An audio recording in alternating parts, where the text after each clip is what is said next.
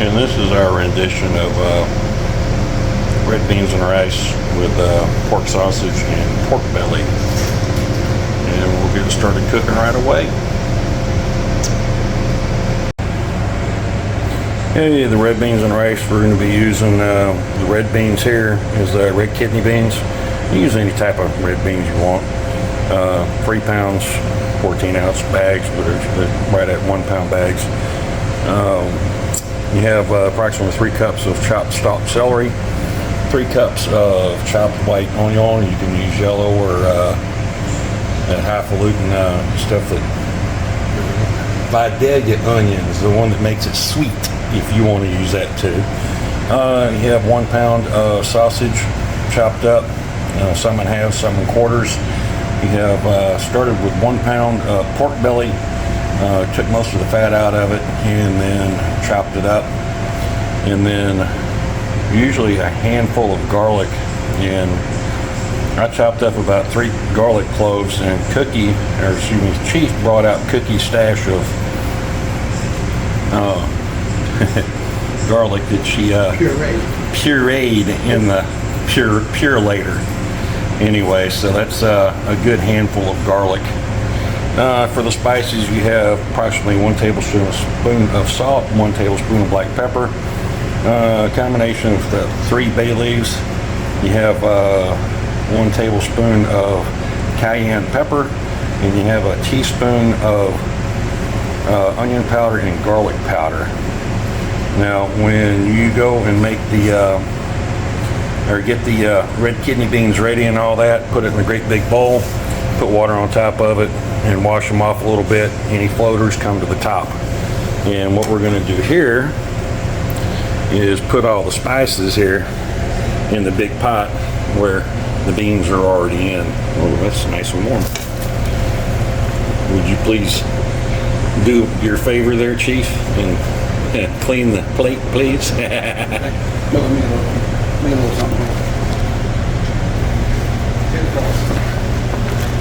But that's going, you bring it up to a boil for about 2 hours, get all the beans hydrated with all the spices in it and all that.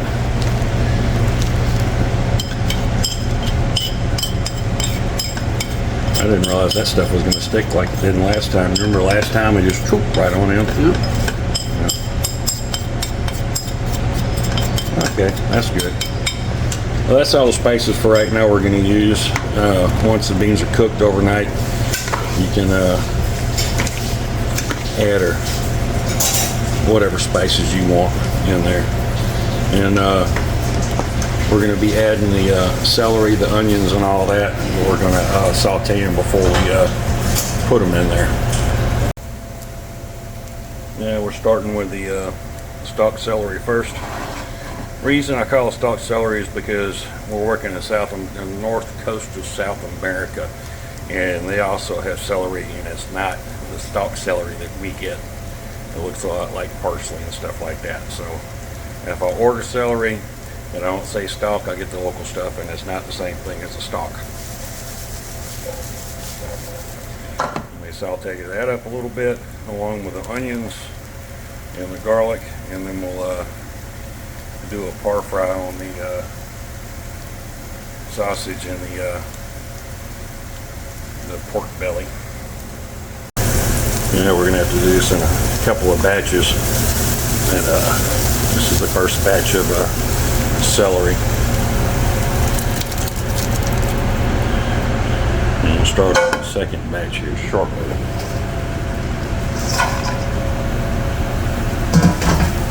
All moved out.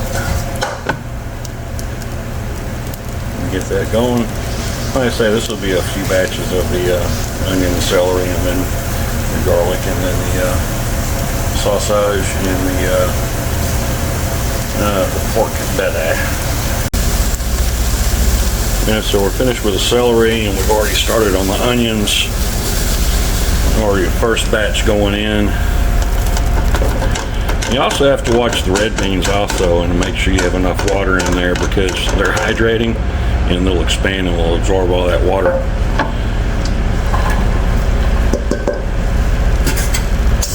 She's trying to get all the onion out of there. And when we have this in there, we're going to go ahead and put the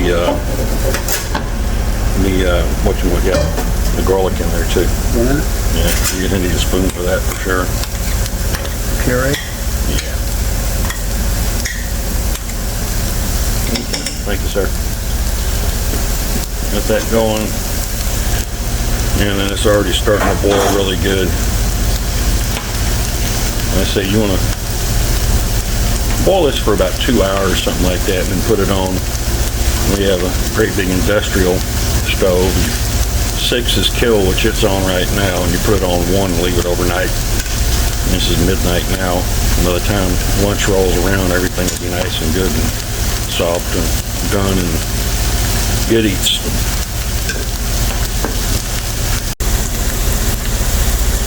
And we're about finished sauteing that second batch of onion and garlic with it. And the reason I'm doing the garlic with the onion is to keep the garlic from burning. Burning garlic does not taste good at all.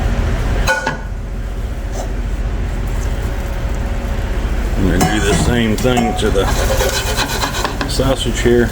And I always saute everything before I put it in there. I've tried it without doing it. It does have a different taste to it. Brings out the layers of the food a little bit better. And saute this a little bit more. I don't know, it's starting to give up the water there. We'll go ahead and pour that in there also. Get that going. Just coming up to a nice boil in there. Like I say, make sure you keep an eye out for the water level in there. You don't want it to burn. But that was a good one. And the last thing to do is get your pork belly. And we don't need to cook it all the way, just get a nice little char on the outside. Add to the flavor. And here at the end of that is, like I said, the pork belly doesn't need to be done all the way through because you're just cooking it all night long. So you got a nice little crust on it. Put that in there too. And what we're going to do here, mix it all real nice and good. And we're going to put it on the back burner of our stove on 1 and let it go from, today's midnight, it's actually 1 o'clock in the morning. We'll let it go all night long until about 11 o'clock when Cookie puts the lunch on. She can put this on and serve this over what's that rice called, Chief? The jasmine? Yeah, the jasmine rice. You can use any rice you want, but jasmine is a heck of a lot better than anything else I've run across. Anyway, all the stuff you see in there is going to be down almost next to nothing. It's going to be looking like solid bean when it's done and over with. But we'll see y'all tomorrow, and we can see the end result.